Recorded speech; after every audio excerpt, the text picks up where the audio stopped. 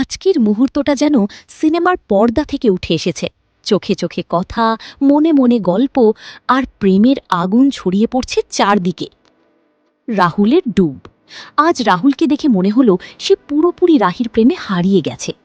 চোখে চোখে সেই নীরব আলাপ, মনে মনে সেই অদৃশ্য গল্প, আমরা দর্শকরা শুধু বসে বসে ফিল নিচ্ছি।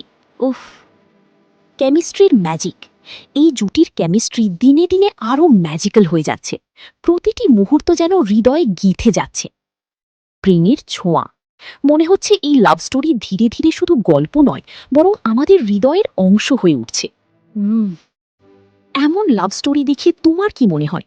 প্রেমটা কি সত্যি আগুনের মতো ছড়িয়ে পড়ছে, নাকি এটা কেবল শুরু?